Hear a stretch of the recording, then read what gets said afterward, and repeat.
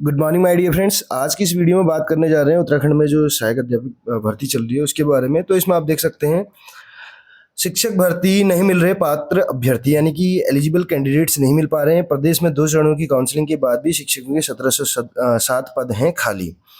तो आपको अब मेन पोस्ट पे ले चल रहे हैं जिसका हमने स्क्रीनशॉट लिया है। बॉबी पवार जी की पोस्ट है जिसमें आप देख सकते हैं कहाँ से जो है शिक्षक मिलेंगे जब बिना तैयारी के ही कोई नियम लागू कर दोगे।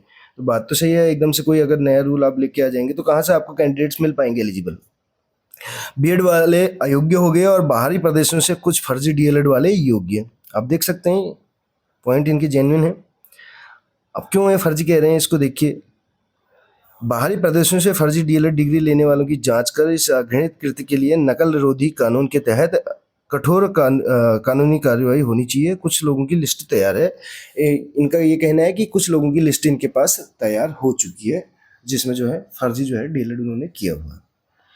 अब बात करें बीएड वालों की या एनआईओएस डीएलएड की या ब्रिज कोर्स की, वो सारी चीज़ें जो यहाँ पे कराएगी वो सब इनवैलिड होगी और बाहरी राज्यों से जो है डीएलएड वाले वैलिड होंगे। सोचनी भी सही तो है थोड़ा सा।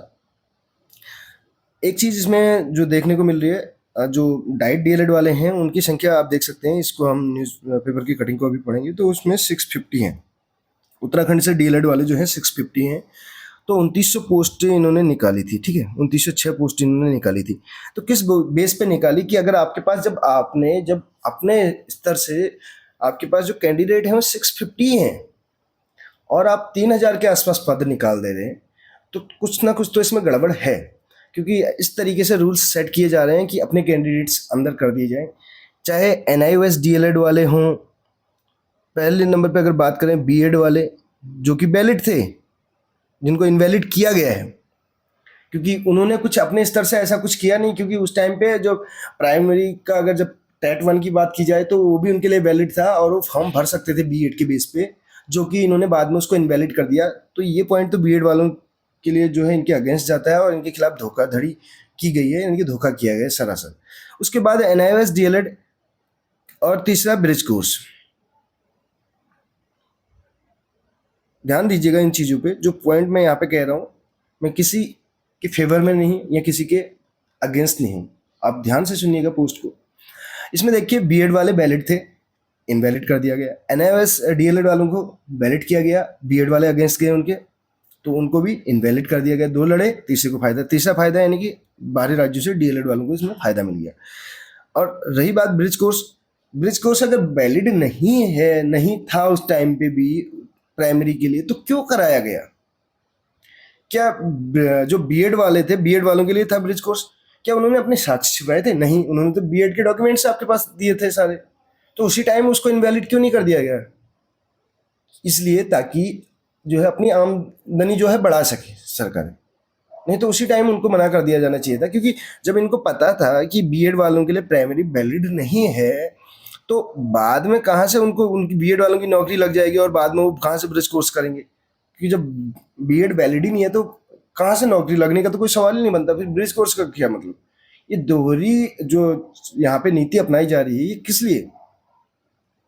आप इस मैटर को पूरा समझिए। बेरोजगार बस तैयारी करने में कोचिंग सेंटरों में अपना पैसा लगाते जा रहे हैं और रूल्स ऐसे सेट किए जा रहे हैं अपने कैंडिडेट्स को फिक्स करने के लिए। अब अगर बात करें डाइट डीएलएड, वो वैलिड था, उसके लिए एंट्रेंस कराया जा रहा है, उसका पहला हक बनता था। 650 सीट्स थी तो उनको वहाँ पे मिलना चाहिए था। उसके बाद कुछ ऐसी पॉलिसी निकाली जाती कि जितने भी ये कैंडिडेट्स हैं, चाहे अन्य राज्यों से डीएलएड वाले हैं, सबके लिए कुछ ऐसा, जैसे अन्य राज्यों में भी किया जाता है, सुपर टेट का कुछ ऐसा सॉल्यूशन निकाला जाता है ताकि अधिक से अधिक कैंडिडेट उसको अप्लाई कर पाते हैं और कम से कम उनको एक संतुष्टि तो रहती, सेटिस्फैक्शन रहता है कि हमने अप्लाई किया और नहीं हो पाया, वो चीज़ अलग है।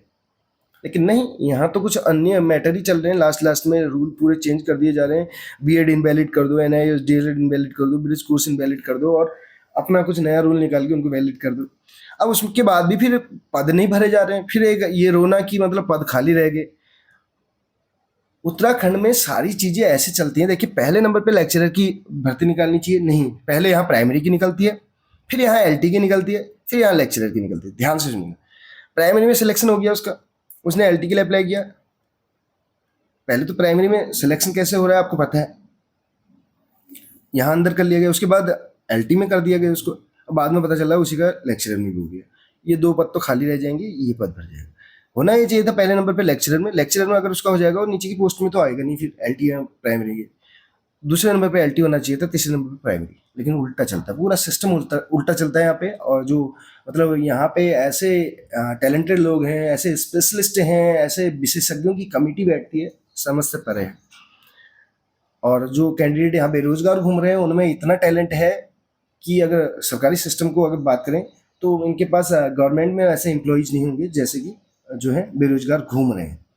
एक से बढ़कर एक है, कमी नहीं है यहाँ पे टैलेंट की, लेकिन इनवैलिड उनको जबरदस्ती घोषित किया जा रहा है क्योंकि अपने कैंडिडेट्स को अंदर करना है, अपने हिसाब से रूल सेट करने हैं, और लास्ट में रोना है न्यूज़पेपर के माध्यम से कि 1707 पद हैं खाली। अब पद कहाँ से मिलेंगे? देखिए आपके यहाँ जब 650 कैंडिडेट यहाँ पे आपके पास हैं तो आप 3000 की वैकेंसी क्यों निकाल रहे हैं? कुछ तो इन्होंने सोचा होगा ना। अब देखिए इसमें इसमें से आप मान के चलिए अभी 1199, 1707 इसमें से माइनस कर देते हैं आप। अब इसमें से 1707 अगर माइनस कर देते हैं तो आपके पास लगभग ये 16, आप यहाँ से जो है 6 से 7 माइनस होगा नहीं, आपने यहाँ से कैरी ले लिया, ठीक है।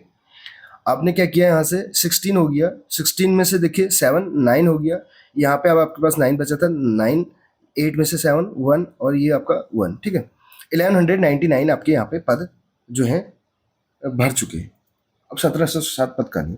1199 की बात करें तो 1199 में से 650 माइनस कर देंगे तो आपके लगभग 549 यहाँ पे बच रहा है, जो कि अन्य राज्यों से डीएलएड वाले हैं, यानी कि 550 लोग जो हैं अन्य राज्यों से डीएलएड वाले हैं, उनको भी यहाँ पे जॉब मिल चुकी है, कोई दिक्कत नहीं। अब आगे इनके इतने सारे पद खाली हैं, अब इनको कैंडिडेट्स कहाँ से मिलेंगे? बीएलएड जो है, डीएलएड को जो है NS DElEd invalid, BEd invalid, bridge course invalid, ठीक। दूसरी चीज, गेस्ट टीचर निकाले जा रहे हैं, ध्यान दीजिएगा, सारा एनालिसिस यहीं पे कर रहे हैं, अलग से वीडियो नहीं बनाऊंगा इस पर। गेस्ट टीचर में ज्वाइन नहीं कर रहे हैं अभी, देखना आप क्यों करेंगे ज्वाइन। जियो ऐसा बना है, साफ लिखा है उसमें, नया अगर अध्यापक आता है तो कहने को तो कह रहे हैं 3 साल तक फिक्स कर दिए जाएंगे और दुर्गम में भेज रहे हैं, और सैलरी का आपको पता ही है, जो मानदेय उनको मिल रहा है, ठीक है, सैलरी ना बोल के मानदेय जो उनको मिल रहा है, तो ये सारी चीज़ें आपने देख ली हैं। अब इनके पास वैकेंसीज नहीं है, तो वैकेंसीज नहीं है तो गेस्ट टीचर क्यों निकाल रहे हो आप? तो गेस्ट टीचर क्या अन्य किसी उसके लिए निकाल रहे हैं आप? जब वहाँ पे वैकेंसीज हैं तभी तो गेस्ट टीचर निकाल रहे हैं। और दूसरी चीज, गेस्ट टीचर निकाल रहे हैं क्योंकि इनके पास रिसोर्सेज नहीं है। रिसोर्सेज नहीं है तो क्या मंत्रियों और विधायकों की जो आप जो इनके वेतन और भत्ते बढ़ा रहे हैं, ये कहाँ से आ रहे हैं? इनके लिए तो आपके पास दबा के पैसा है, इसमें तो एकदम से तुरंत आप इनका जो है दुगना कर दे रहे हैं।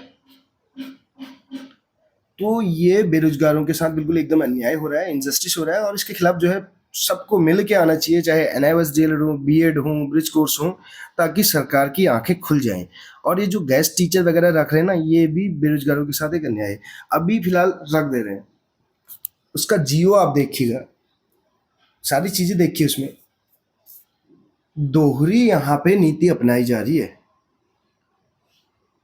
आप कम से कम कुछ उसमें जो शासनादेश है उसको तो ऐसा बनाइए कि कम से कम उसमें बहुत सारे कैंडिडेट्स हैं जो तैयार हो जाएंगे। अब थोड़ा सा उसके शासनादेश में तो चेंज लाइए। नहीं, अपने लोगों की बात करें तो उनको तो परमानेंट वो करने के लिए भी तैयार हैं, संविदा कर्मियों को अभी परमानेंट करने के लिए तैयार हैं।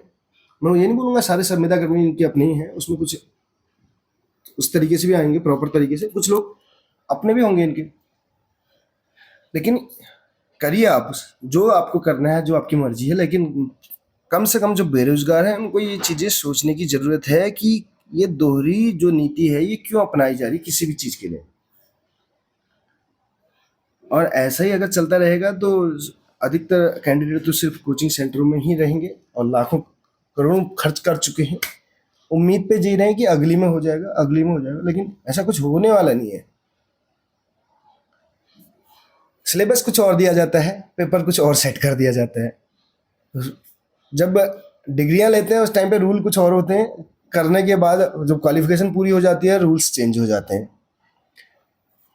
यही चीज़ अगर कोई कैंडिडेट करे तो उसके खिलाफ केस हो जाएगा, उसके खिलाफ कानूनी कार्रवाई की जाएगी। यही चीज़ें अगर तत्कालीन गवर्नमेंट सरकारें कर रही हैं तो उनके लिए कुछ भी नहीं है। जागने की ज़रूरत है। जितने भी कैंडिडेट्स हैं जो टीचिंग में अपना भविष्य देख रहे हैं, फिर से कह रहा हूँ, अभी नहीं जागे तो कभी नहीं, क्योंकि सरकारें जो हैं अपने मन मुताबिक चल रही हैं, और ऐसा भी नहीं है रिसोर्सेज की कमी है, बहुत पैसा है। अभी आपने देखा होगा वेतन भत्ते बढ़ाए जा रहे हैं विधायकों के, मंत्रियों के। तो ये खाली एक जनता को रिझाने के लिए, बस अपनी पूर्ति हो, अपनी खाना पूर्ति के लिए सब कुछ हो रहा है, मतलब एक दिखाने के लिए, और कुछ नहीं। तो फिर से एक ही चीज़ कहूँगा, सोचिए, इस पे मंथन कीजिए, तब अपनी राय जरूर दीजिएगा कि क्या ये चीज़ें जो हमने यहाँ पे डिस्कस की ये वैलिड है कि इनवैलिड है। वैलिड को इनवैलिड कर दिया जा रहा है, इनवैलिड को वैलिड कर दिया जा रहा है। कब तक ऐसा चलेगा? अगर ऐसा ही चलता रहेगा तो जो कैंडिडेट डिजर्व करते हैं वो कहीं से कहीं तक इसमें रेस में देखने को नहीं मिलेंगे, और ऐसी कंडीशन में भी जो है अब बेहतर की उम्मीद करना तो बंद कर दीजिए। मिलते हैं अगली वीडियो में। Thank you so much.